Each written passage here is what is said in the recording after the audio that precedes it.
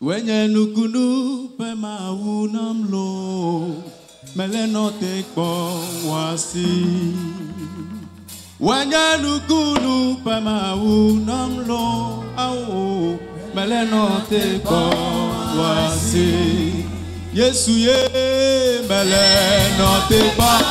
Yesu ye melela lakpo. Ye mele wasi nukpo. Wenye nukunu pema unamlo au meleno tekpo wasi. Nous souvent que les bêtes d'acteurs vous toi et hawa beleji. Ebe Yesu meleno tekpo. Ebe de ka pepe to ebe ne kaka 38 ans. Nyam nyam comme on le to et toi et comme papa te paye. Ne asiaka wa. Non mais la trop le Yesu be toi.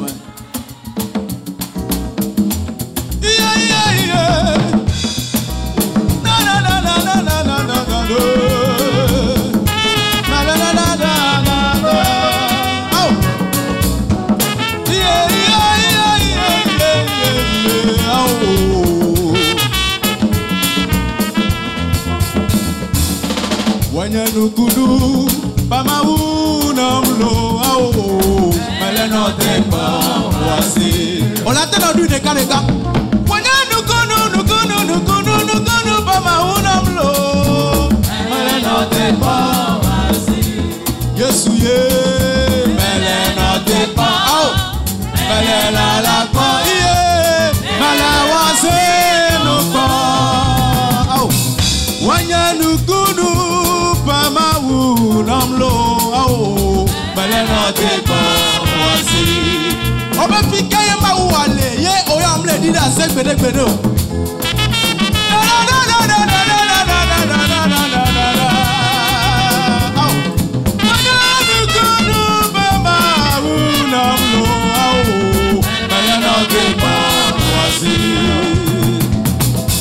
Meleno tekpo au melela la kwa ye melawase nukpo. Wenye nukunu pama unamlo au meleno tekpo wasi. Meleno tekpo melela la kwa melawase nukpo. Wenye nukunu katula jidula pama unamlo au meleno tekpo wasi. Hallelujah, meleno tekpo la la la melawase nukpo. Wenye nukunu pama unamlo au meleno tekpo wasi.